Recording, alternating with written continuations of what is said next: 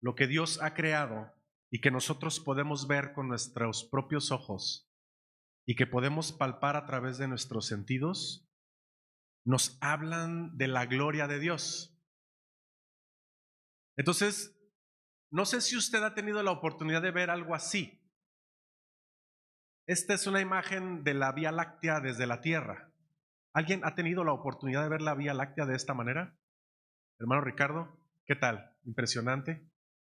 Creo que se necesitan ciertas condiciones de luz y, ¿no? Ciertas circunstancias. No es tan fácil verla, pero seguramente conoce esta imagen. Y esta imagen refleja precisamente lo que se conoce o lo que la ciencia ha denominado como la Vía Láctea o de Milky Way en inglés. La Vía Láctea es la galaxia donde nosotros vivimos. Entonces, claro, seguramente una noche oscura usted puede ver las estrellas. A mí me encanta ver el cielo. No sé si alguien comparte ese gusto. No podemos ver al sol porque nos lastima, pero cuando he tenido la oportunidad de tener algo oscuro para ver el sol, me impresiona verlo. Seguramente usted también. Cuando hay luna llena, gigante, resplandeciente, ¿a poco no le maravilla? Dice que los cielos cuentan la gloria de Dios y el firmamento anuncia la obra de sus manos. O sea, también lo que dice este pasaje es que Dios ha creado esto. Déjeme, le doy un poco más de información. Esta es la Vía Láctea. Lo que nosotros vemos aquí es una representación horizontal de esto que usted ve acá, que es la totalidad de la galaxia. Y déjeme, le doy unos datos de esta galaxia, que es la Vía Láctea, donde está nuestro sistema solar. Está ubicado este sistema solar en uno de los brazos, nuestro sistema solar está ubicado en uno de los brazos espirales menores que se conoce como el brazo de Orión o el espolón local. Le enseño otra imagen. ¿Sí ubica? Nuestro sistema solar está allí, en eso que se conoce como el brazo de Orión. Y mire, la distancia que existe entre el centro hacia el sistema solar es más o menos, dice ahí, 27,000 años luz, más o menos, entre 26 y 27,000 años luz. O sea, la distancia es enorme, ¿verdad? En el centro se encuentra el agujero negro conocido como Sagitario A. Es un agujero negro supermasivo.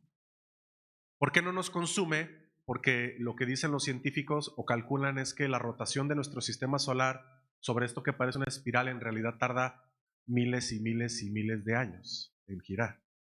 Entonces, si se da cuenta, pues es una masa gigantesca, ¿verdad? Discúlpeme que no tenga datos más precisos, pero al final lo que dice es que la Vía Láctea contiene más o menos entre 100 a 400,000 millones de estrellas. Las estrellas que nosotros vemos en la noche son parte de esta galaxia.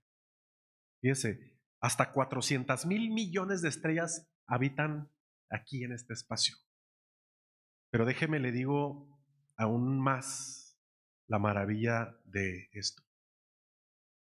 Existen varios telescopios que ya ahora la ciencia tiene en el espacio circulando, que han arrojado diversos tipos de imágenes sobre el universo.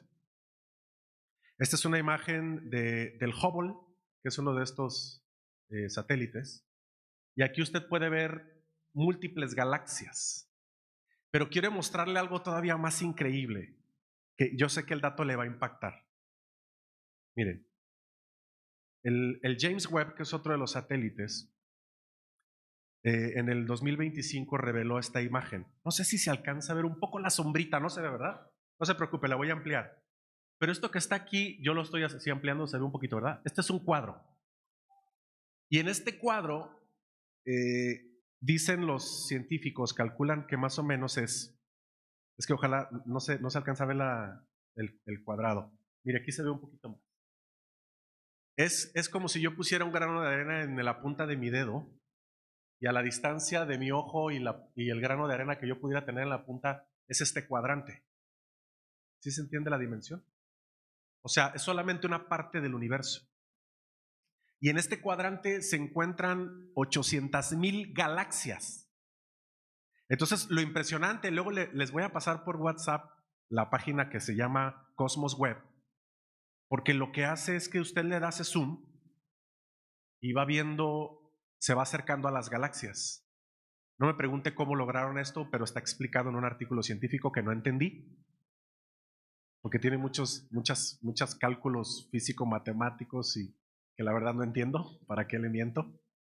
Soy científico, pero científico social, y eso, pues ese doctorado no me ayudó en esto, pero si yo le doy más zoom, las galaxias se van clarificando más y más y más y más. Y si se fija, se ve medio pixeleado, pero se va aclarando la imagen. O sea, es una imagen increíble, increíble, increíble. 800,000 galaxias. Yo hablé de la Vía Láctea, que es una sola galaxia, que es donde nosotros habitamos en una parte pequeñita. Y lo que le dije es que este cuadrante de 800,000 galaxias es tan solo el tamaño de un grano de arena de mi dedo. Ahora imagínense cuántas galaxias existen en el universo. Es insondable, ¿no? ¿Quién puede contar eso?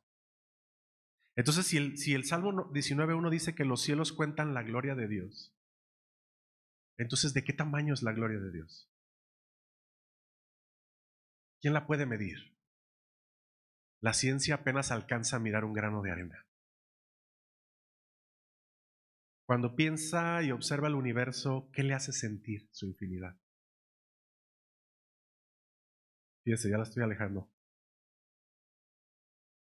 Esto es increíble. A mí me encanta ver el cielo. Y a veces paso las noches, no tan seguido, pero a veces pongo en mi celular imágenes de los satélites en un video de YouTube o algo, y me gusta imaginarme lo insondable que es el universo. Es increíble, ¿no? Guarde esa información, porque seguramente le hace sentir que el universo es tan vasto que no conocemos sus confines en absoluto. Y el universo, por lo que más o menos alcanzamos a saber, el universo es infinito. Pero ojo, no pierda de vista que el universo es creación de Dios. No pierda de vista eso, porque nosotros creemos que Dios hizo estas cosas, ¿cierto? Mire, somos en el mundo una parte tan pequeña comparada con el universo. Una frase que yo uso mucho es que me siento muy pequeño frente al universo. Nada más que como nosotros habitamos en esta tierra, si de por sí la tierra es gigantesca, ¿verdad? Nos hace sentir pequeños. Ahora imagínense comparados con el universo. No somos nada, ¿no? Le digo a mi esposa. Somos una parte pequeñísima. Pero mire, esto ha generado muchas preguntas a lo largo de la historia, ¿verdad? Porque la gran pregunta de la humanidad ha sido siempre: ¿de qué estamos hechos? ¿De qué somos producto? ¿Y cómo se originó todo? ¿Cierto? Esa es la gran incógnita de la ciencia. No solo la ciencia moderna, sino la ciencia desde sus inicios.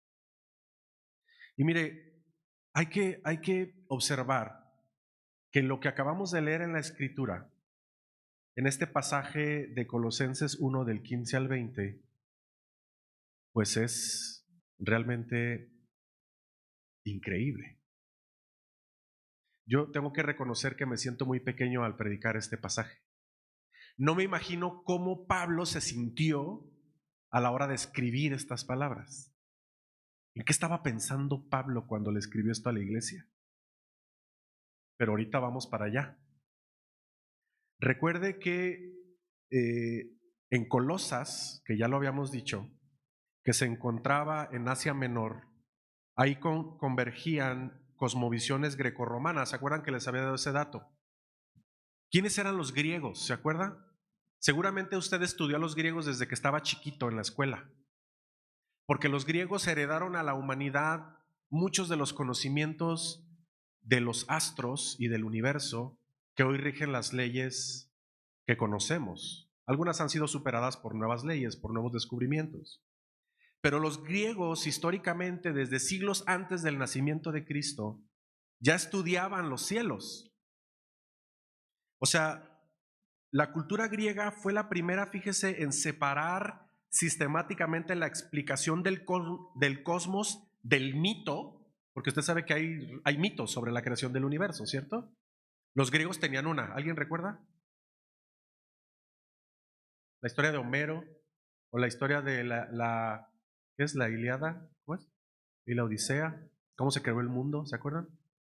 Eran mitos, ¿verdad? Mitos griegos. Pero ellos también a lo largo de su propia historia pudieron sustituir el mito por la razón, la observación y la argumentación lógica. Y le digo que usted seguramente lo estudió desde chiquito, porque en algún momento de la enseñanza en la primaria nos hablaron de Platón, nos hablaron de Pitágoras y las matemáticas, ¿se acuerdan? Del teorema de Pitágoras, ya no me acuerdo qué es, pero me acuerdo que me enseñaron el teorema de Pitágoras. La suma de los cuadrados. A ver, los ingenieros. Tales de Mileto, Anaximandro, Aristóteles, y hay muchos más, pero fueron griegos que se dedicaron a estudiar a partir de la razón, la lógica, la matemática, a tratar de explicar el universo. Fueron los astrólogos de los siglos, porque desde el siglo 7 antes de Cristo hasta el siglo 4 o 5 de nuestra era, los griegos aportaron conocimiento a la ciencia. Gracias a Dios por eso, porque nos permite ver imágenes como las que vimos ahorita. Ellos sentaron ciertas bases. Pero lo que quiero decir con esto es que parte del contexto de la iglesia de Colosas eran estos conocimientos, porque acuérdense que en esta región de Asia Menor, que ya la veíamos en el mapa, tenían una fuerte influencia del conocimiento griego, de las leyes romanas y de otras cosas. Habíamos hablado, por ejemplo, de las filosofías helenísticas y habíamos hablado también de ciertas filosofías judías que mezclaban la adoración a seres divinos y otras cosas que ya habíamos hablado en el principio de esta carta. Pero bueno, los griegos, le decía, no solo estudiaron el universo, pero inventaron la forma de estudiarlo. Transformaron el cielo de un relato mítico en un objeto de investigación racional, sentando las bases de la astronomía, la cosmología y la ciencia moderna. Ya lo había dicho, ¿verdad? Y acuérdense que también los colosenses estaban en medio de especulaciones sobre intermediarios cósmicos. Había ciertas creencias que hablaban de emanaciones o de poderes místicos o algo que se le conocía como aeones, que era una especie de divinidad que conectaban la realidad cósmica con la realidad humana. Y acuérdense que también les había dicho que dentro de las prácticas helenísticas había religiosidad sincrética, cultos mistéricos o prácticas ascéticas que adoraban seres con cierta divinidad o tenían ciertas prácticas o ritos. Y los judíos le abonaban en la adoración a los ángeles, ¿se acuerdan? Que también son seres creados por la divinidad, por Dios. Entonces, en este contexto, el universo era entendido como algo jerárquico que podía estar mediado por poderes espirituales de alguna especie o regido por principios abstractos, ¿no? Como el intelecto cósmico o la sofía, ¿no? Era la sabiduría humana, que eso parte fue la herencia científica. Y entonces, acuérdense que habíamos visto también que cuando Pablo escribió esta carta a esta iglesia, Pablo quería hacer tres cosas por lo menos. Uno era afirmar la supremacía y la suficiencia absoluta de Cristo. Lo segundo era refutar enseñanzas que relativizaban a Cristo, porque ponían a Cristo junto con otras deidades. Pero también fortalecer la vida cristiana práctica a partir de la fe en Cristo Jesús. Entonces, claro, decíamos, Cristo es suficiente, ¿se acuerda? Cristo es pleno y es superior a cualquier tipo de autoridad espiritual, filosófica o religiosa. Pero en el pasaje de Colosenses 1 del 15 al 20, lo que vemos es que Pablo está aseverando que Cristo es Dios, que Cristo es creador y que Cristo ha venido a reconciliar consigo toda la creación, incluyéndonos a nosotros mismos. Ahora sí vamos al pasaje. Y quiero que note algo, se ve ahí en colores, a ver si se alcanza a ver. Yo sé que para los que están más lejos la letra es más pequeña, pero Jeff ya nos había hecho el ejercicio en la predicación de la semana pasada que identificáramos la palabra toda en el pasaje anterior. Aquí también se repite, pero hay dos palabras que quiero resaltar por lo pronto. La primera es él, como sujeto, y se está refiriendo a Cristo. Noté que nuestro hermano, si lo notó, nuestro hermano Javier lo resaltó en su lectura, hizo énfasis en él. Él es Cristo. Y la palabra él, como sujeto, aparece 9 veces como sujeto activo, ¿no? Y entonces se está refiriendo a Cristo. Y toda o todas las cosas aparece, bueno, toda o todas 8 veces y todas las cosas 4 veces. Ahí está en rojo. Y cuando habla de todas las cosas, ¿a qué se refiere? A todas las cosas. Y Jeff nos decía, ¿qué hay después de todo? Nada. Pero la nada es algo, dicen los filósofos también, ¿no? Entonces, que eso es un dilema filosófico. Ahorita más adelante voy a hablar un poquito más de eso. Pero al final, todo es todo. Si Cristo es el primogénito de toda la creación, entonces ese granito de arena del que yo le hablaba, de 800,000 galaxias, que lo podemos multiplicar infinitesimalmente, es todo y más allá. No es cualquier cosa eso. Estamos hablando de un ser supremo, supremo, supremo, supremo. Infinito.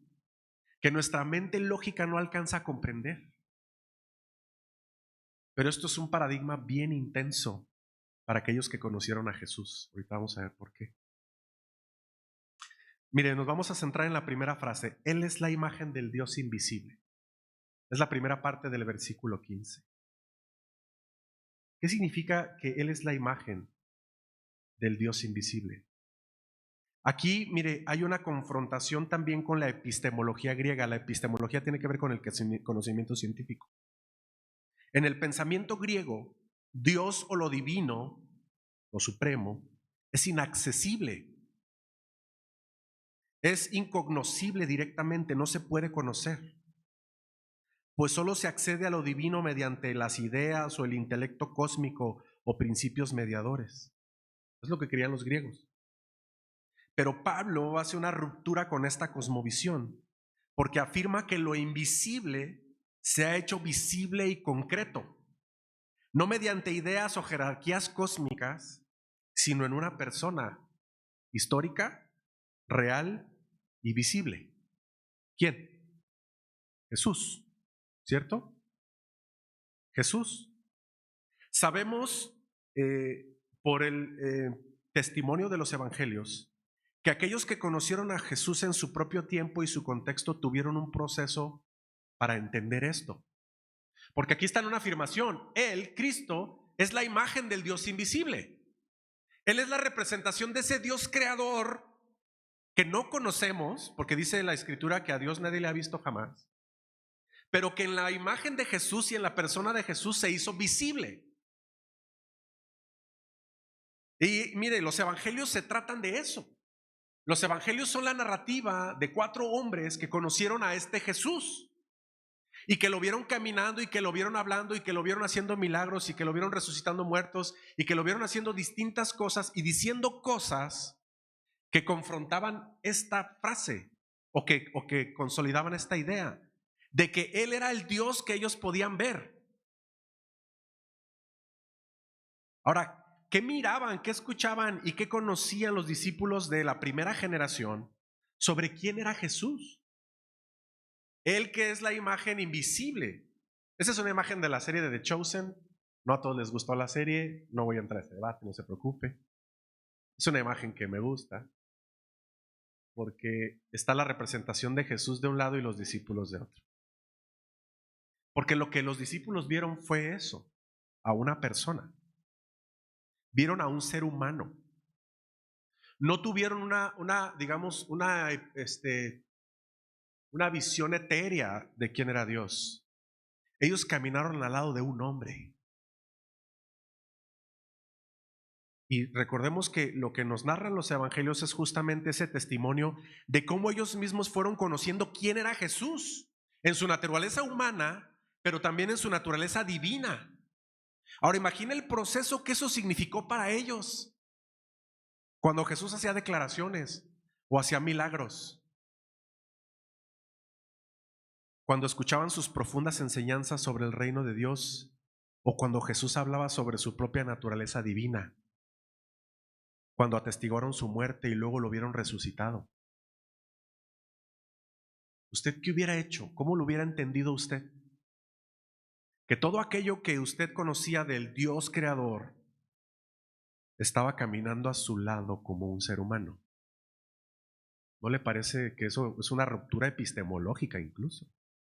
Epistemológico es de nuestro conocimiento. Es una revelación que no se puede comprender tan fácil. Por eso a los discípulos, ¿se acuerdan que los discípulos le batallaban un poco?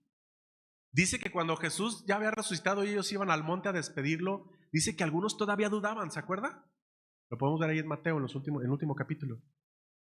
No todos estaban tan seguros, pero no era porque no necesariamente no creyeran, sino porque creer en esa aseveración de que Él era el ser humano que nos hizo visible a Dios, era realidad. Usted se acordará de este pasaje, Mateo 8, 23 al 27. ¿Se acuerda qué pasó? Jesús le reveló a los discípulos su naturaleza divina, controlando la naturaleza. ¿Se acuerda de ese pasaje? Lo puede leer con calma, pero déjeme leerle nada más algunos versículos del 23 al 26. Mateo 8. Dice, y entrando él en la barca, sus discípulos le siguieron. Y he aquí que se levantó en el mar una tempestad tan grande que las olas cubrían la barca, pero él dormía. Y vinieron sus discípulos y le despertaron diciendo, Señor, sálvanos que perecemos. Y él les dijo, ¿por qué teméis, hombres de poca fe? Y entonces levantándose, ¿qué hizo? Reprendió los vientos y al mar y se hizo grande bonanza, todo se tranquilizó. Y los hombres se maravillaron y dijeron, ¿se acuerda? ¿Qué hombre es este que hasta los vientos y el mar le obedecen? ¿Quién es? Porque lo que ellos vieron es que cuando él se puso de pie seguramente y calmó la tempestad que los aquejaba y todo se calmó, dijeron, este hombre tiene un poder sobre la naturaleza. ¿Quién es? ¿Y quién es? Dios. Porque Dios es el creador de la naturaleza, el único que tiene poder sobre y tiene control sobre la naturaleza. Ningún ser humano tiene ese poder. Aunque usted haya visto a David Copperfield haciendo algo o a Chris Angel flotando sobre el agua, puro truco. Ningún hombre tiene esa capacidad.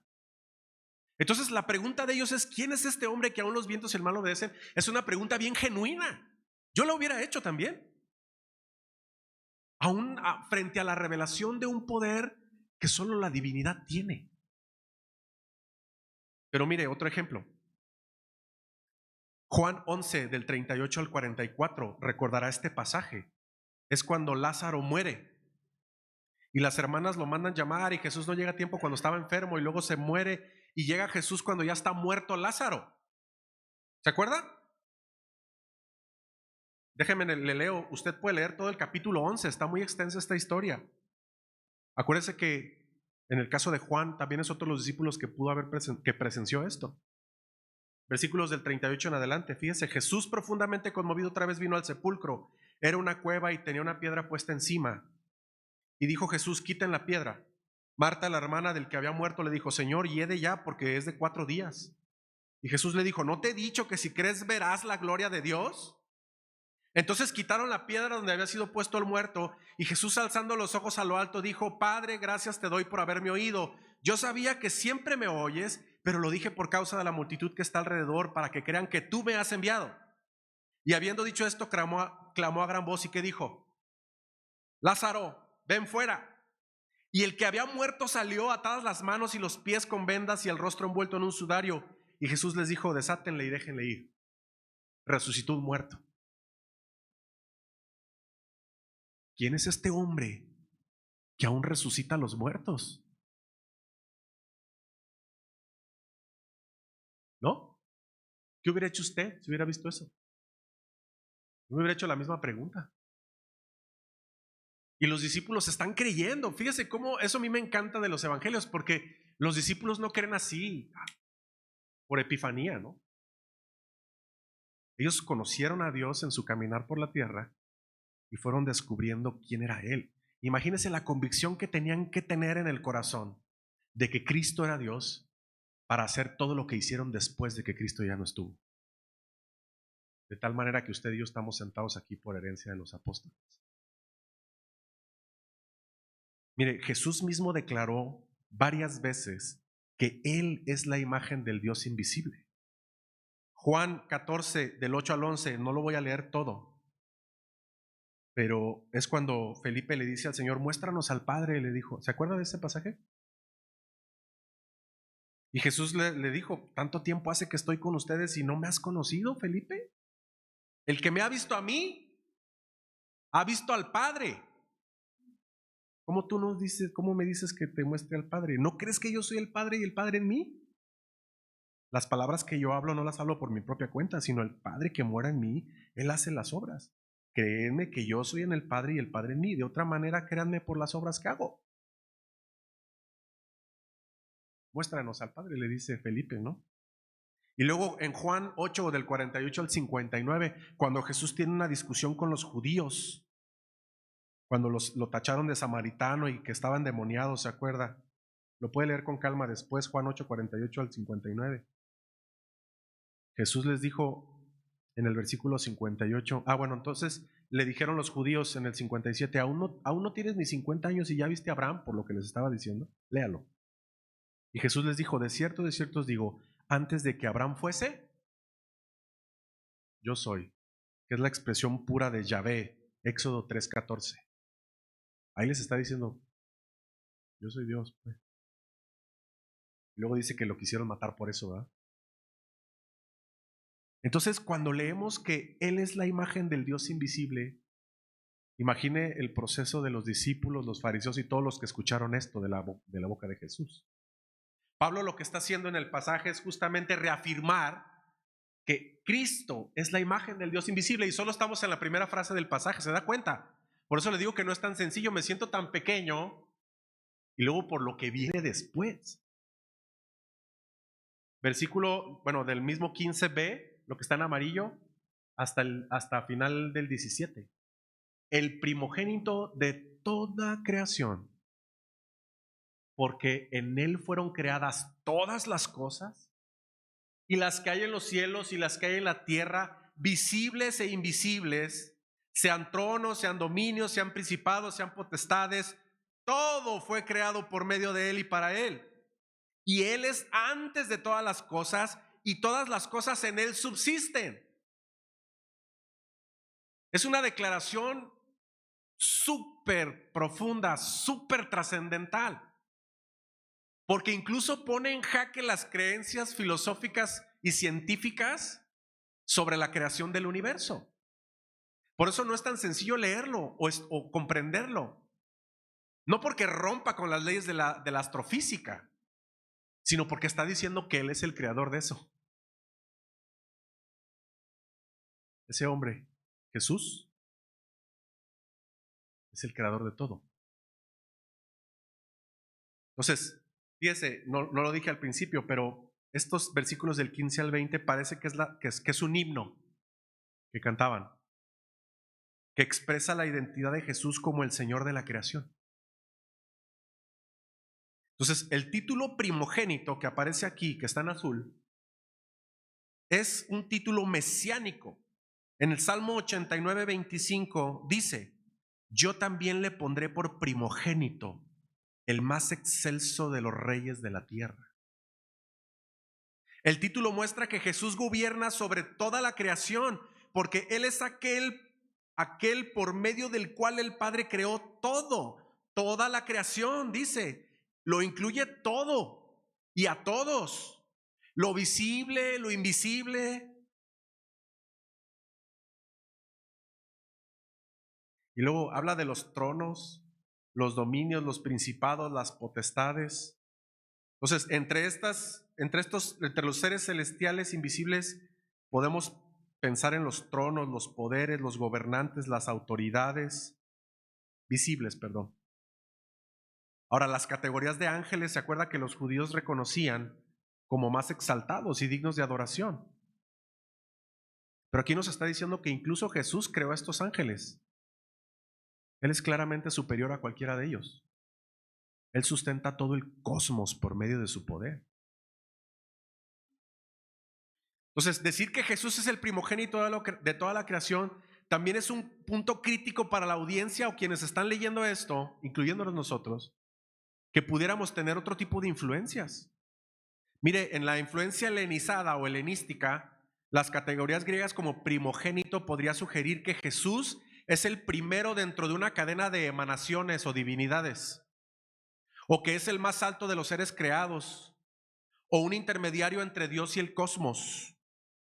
Pero desde la perspectiva bíblica aquí descrita, primogénito implica preeminencia, derechos de herencia divina y toda la autoridad, no un origen temporal.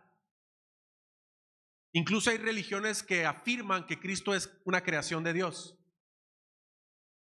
Este pasaje no dice eso. Este pasaje dice que Él es creador. En el relato, fíjese, en el relato de la creación en Génesis 1, conoce, ¿verdad? Génesis 1. En el principio creó Dios los cielos y la tierra y viene todo el relato de la creación. Por fe y solo por mirar, como dice el Salmo 19, la creación, creemos en este Dios creador y creativo, ¿cierto? Inteligente, que con solo sus palabras creó todo el universo que conocemos y el que no conocemos también. Pero fíjese, nada más dice, porque en Él fueron creadas, versículo 16, todas las cosas visibles e invisibles. Entonces esto significa, como decía, que Cristo no pertenece al orden creado, Él es el agente y el fundamento de la creación. Le decía, en el relato de la creación en Génesis 1, se reconoce el poder absoluto del Dios creador que con su voz fue creando el cosmos, el universo, la tierra, los seres vivos. ¿Y cómo separó los abismos, se acuerdan? Pero en Génesis 1:26 vemos con claridad que dice, cuando creó al hombre, entonces dijo Dios, hagamos al hombre a nuestra imagen conforme a nuestra semejanza. ¿Conoce este pasaje, verdad? Esta expresión en plural, hagamos y nuestra, ha sido defendida como un argumento central de que la palabra enfatiza la expresión de la Trinidad en la propia creación. Jesús está presente desde antes de la creación de todas las cosas, porque está presente en la creación. Esto desmantela cualquier idea de las emanaciones, dioses, mediadores cósmicos, jerarquías espirituales autónomas. Así. Oye, pero que hay un Dios intermedio que Él es. Oye, pero que hay un santo que es intermediador entre Él es. Oye, pero fíjate que en la creación también había un ente, un eón que se llamaba Él es. Hoy en día, fíjese, este pasaje también debería ser el argumento principal para evidenciar que Dios no tiene mediadores como los ángeles, vírgenes o santos que comparten la divinidad, la preeminencia o la preexistencia divina. Dios es eterno, nada ni nadie lo es como Él. O que existen otras deidades creadas por el hombre que comparten con Cristo poder sobre la creación. Esto incluye la naturaleza. Hay gente que venera la naturaleza, que tampoco está divinizada. O a los hombres, que por nada tienen el poder creador y transformador que Jesús nuestro Dios tiene por siempre y para siempre. No hay nada que sustituya a Cristo. Nada. Oye, pero que determinado santo, virgen, es mediador. No. Y hay otro pasaje que dice, porque hay un solo Dios y un solo mediador entre Dios y los hombres, Jesucristo, hombre. ¿Cita? Yo tampoco me acuerdo en este momento. Por eso. Hay un solo Dios. No hay dioses. No hay subdioses o subdivinidades. No existen.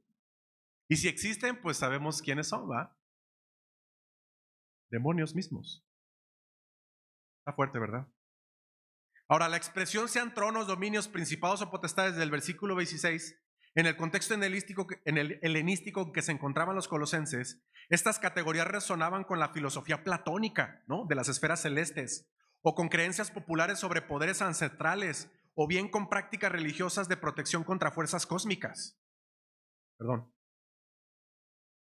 Si Cristo es el creador de todas las cosas, entonces no hay fuerza espiritual, cósmica o astral que compita con Cristo o requiera veneración adicional. No se necesita contemplar a Cristo con prácticas ascéticas, rituales o conocimientos secretos. Él es la imagen del Dios invisible. Todo está sujeto a su creador. Entonces, todas las figuras de poder humano, tronos, principados, están sujetas a su creador. Todas las fuerzas del cosmos, la energía, los astros, la materia, los fenómenos del universo, o bien los seres celestiales como los ángeles, están sujetos a su creador. Fíjese, cualquier otro intento por venerar o practicar la divinización de la creación es una práctica herética. Cristo es el único ser supremo, preeminente, superior, que debe ser adorado y reconocido en todo y sobre todas las cosas.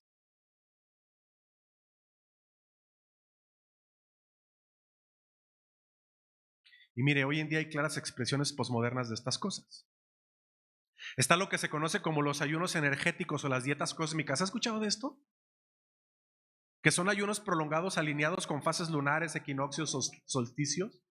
Yo cuando leí esto dije, caray, con portales energéticos cuyo supuesto objetivo es armonizar el cuerpo con ritmos universales a través de la vibración, la frecuencia, la alineación cósmica. Son filosofías que están en nuestro mundo. Seguramente tiene compañeros en el trabajo que pueden practicar estas cosas. O fíjese, retiro del mundo material para elevar la conciencia a través de silencios prolongados o aislamiento sensorial, que es la meditación trascendental. Seguramente usted tiene algún compañero de trabajo que practica eso.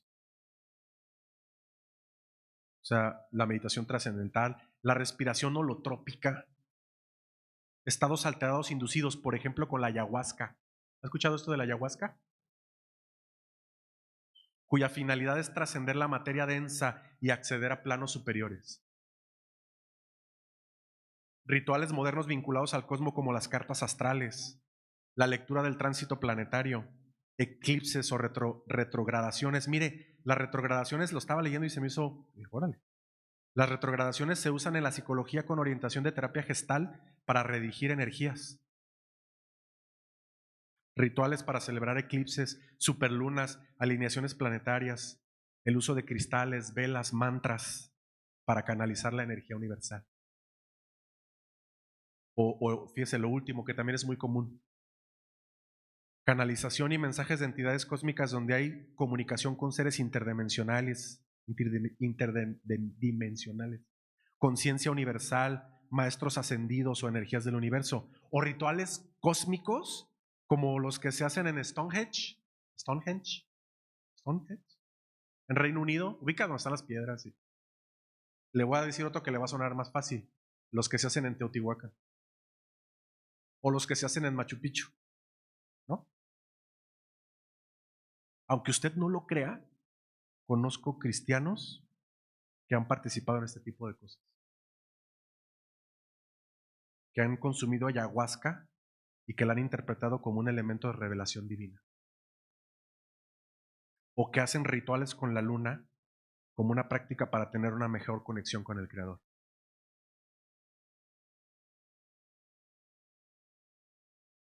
¿Qué dice este pasaje? Incluso, claro, la energía cósmica que existe, ¿verdad? La materia, todo. Él es el creador. Él es el supremo de esa creación. Mire, una revelación más de Cristo y su identidad divina es clara en la expresión: Él es antes de todas las cosas y todas las cosas en Él subsisten. ¿Qué está diciendo allí? Pablo introduce una afirmación ontológica. Fíjese, la ontología es la expresión filosófica que estudia el ser general, la existencia y la realidad. Cristo precede al cosmos. Cristo no solo ordena el espacio, que es el cosmos, sino también el tiempo. El tiempo no es autónomo, está subordinado a Cristo, que es su creador eterno. Por eso cuando decimos que Dios es eterno, no lo podemos medir con nuestra temporalidad cronológica. No podemos medir a Dios con nuestro tiempo. Cuando nosotros pensamos en la eternidad, pensamos en una línea que no, pues no tiene principio, no tiene fin. Pero dígame, explíqueme eso. La ciencia está tratando de hacerlo, lo ha hecho con ciertas fórmulas matemáticas.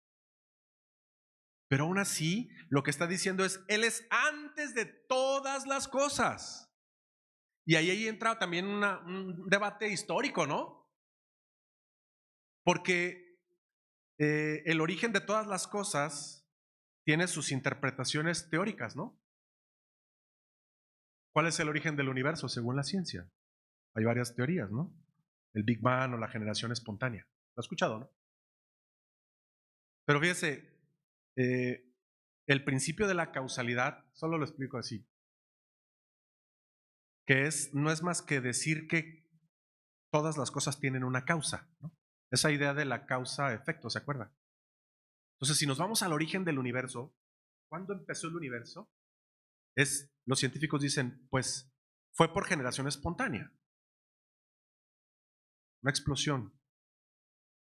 Sí, pero lo que no han resuelto es qué había antes, ¿verdad? Eso es sencillo de entender. Dice, pero ¿qué había antes de eso? Es que no había nada. Pero no, eso filosófica y científicamente no es posible. Tuvo que haber algo antes de la creación de todas las cosas. Entonces el principio de la causalidad es un buen argumento para sostener nuestra fe en el Dios creador como origen de todo.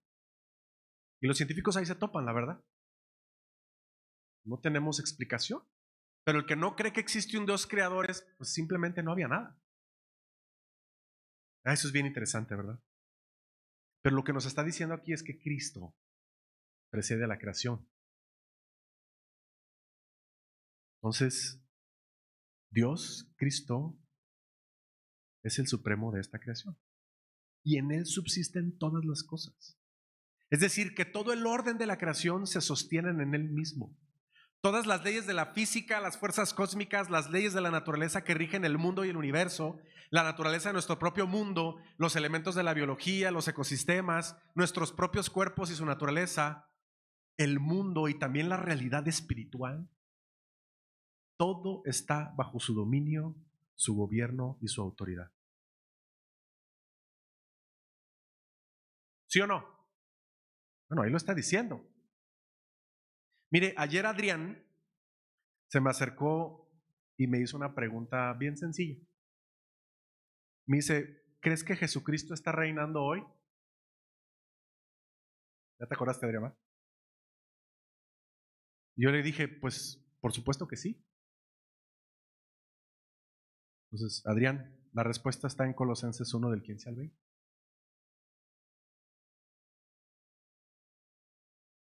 El debate teológico y escatológico sobre el reinado de Cristo no es si reina hoy o lo hará en el futuro.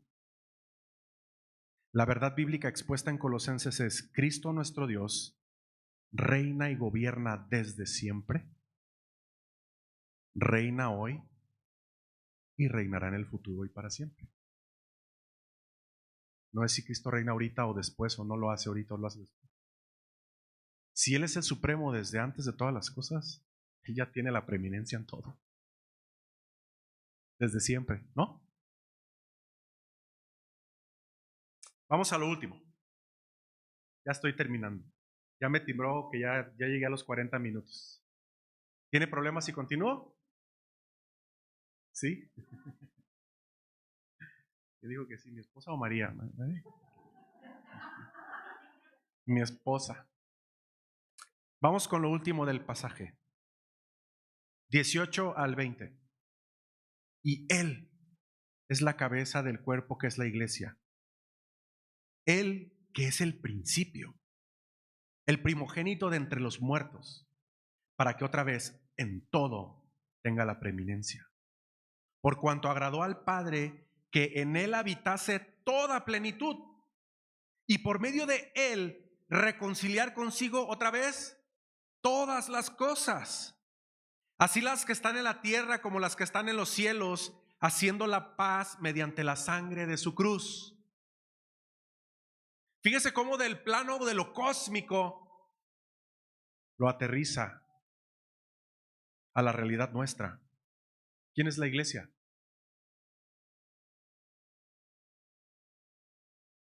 La segunda sección de este himno es esta, del 18 al 20, que expresa la identidad de Jesús como el Señor de la iglesia. Usted recordará en 1 Corintios 12, Pablo usó el cuerpo humano como la imagen de la iglesia y describió a los creyentes como miembros ordinarios del cuerpo, tales como los ojos, los oídos, las manos. Ya lo hemos predicado, ¿se acuerda? También en Efesios. Pero en el desarrollo de esta misma analogía, describe a Cristo como la cabeza que controla, nutre y empodera al resto del cuerpo. La supremacía también rige la naturaleza, la vida, la razón y el avance de la iglesia, porque también reina sobre ella. En la iglesia debemos reconocer su preeminencia y su plenitud. Nuestra concepción de quién es Jesús también determina nuestra forma de adoración.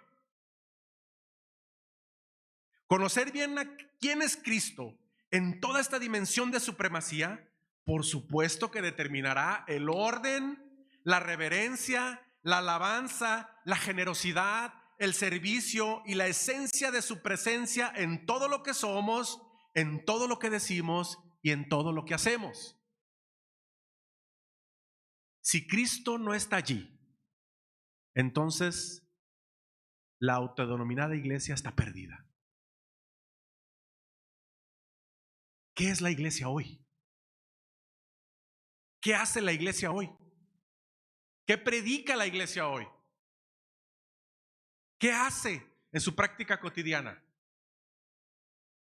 Por eso le digo, personalmente yo no prefiero el show, porque eso no necesariamente es vivir a Cristo. Y no estoy diciendo que una buena alabanza con buenas luces es mala,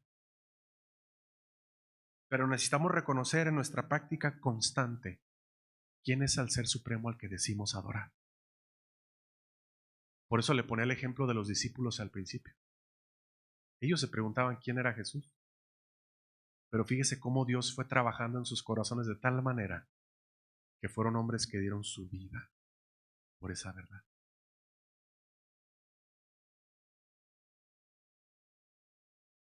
Y nosotros a veces hasta peleamos.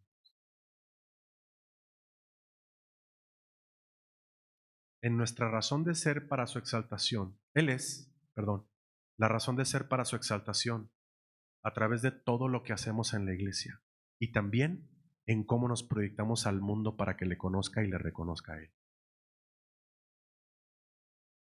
El título, el principio, porque dice Él es el principio, presenta a Jesús como autor de una nueva creación. Esto lo tomé de esta Biblia olvidé traerla, pero la Biblia de estudio que se llama Gracia y Verdad. Este es un comentario. Ya estoy terminando. El título del principio presenta a Jesús como autor de una nueva creación. La creación original que vimos ahí en Génesis 1 se generó en el principio, pero esta buena creación fue contaminada por el pecado y la caída de la humanidad, ¿cierto? Jesús es un nuevo principio dado que transforma a los creyentes y hace de ellos una nueva creación. Jesús fue el primero en resucitar y no volverá a morir de nuevo. Su resurrección marca el comienzo de una nueva era durante la cual Él restaura la imagen de Dios en los pecadores y renueva la relación entre nosotros y Dios mismo.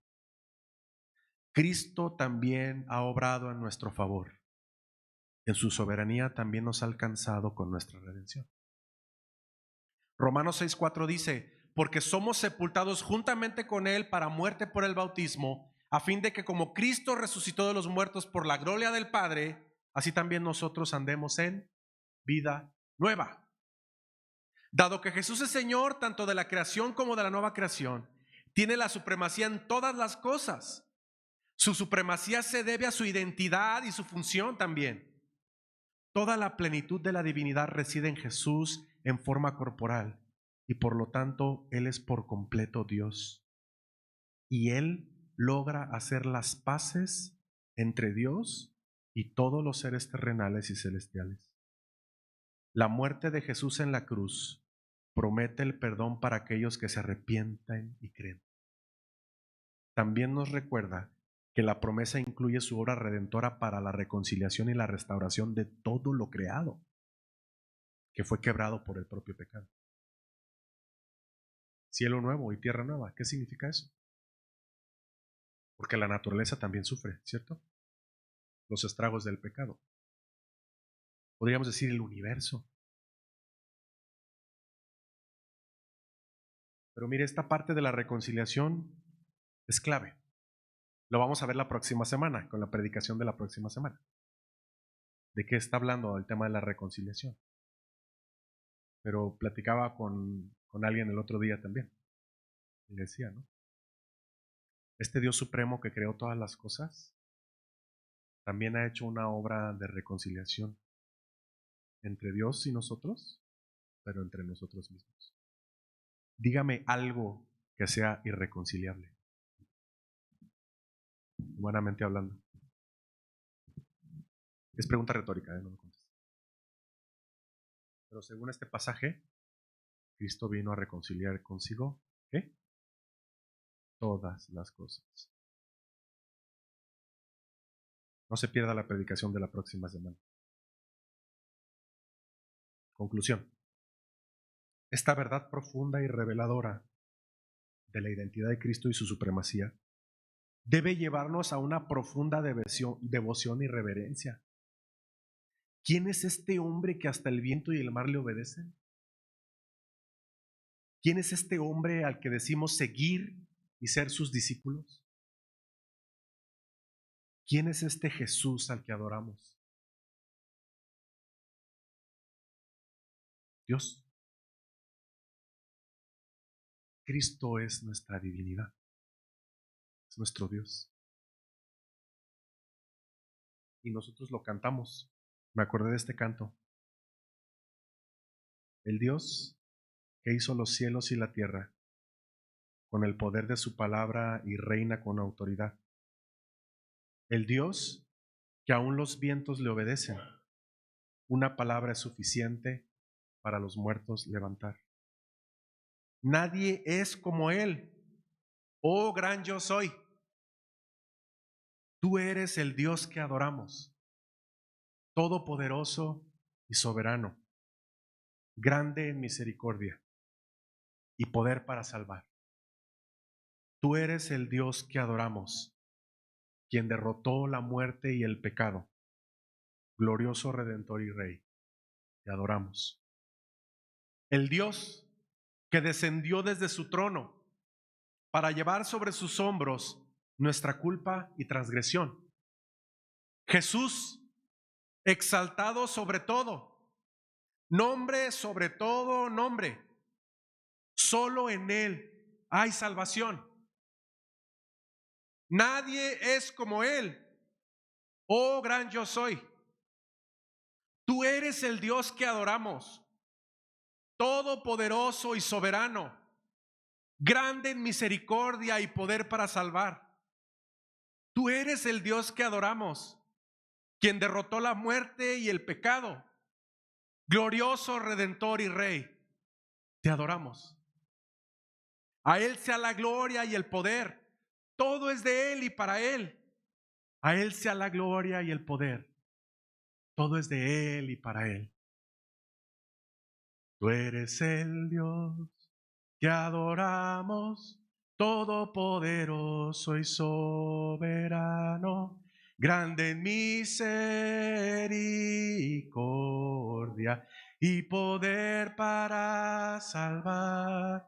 Tú eres el Dios que adoramos, quien derrotó la muerte y el pecado, glorioso Redentor y Rey, te adoramos.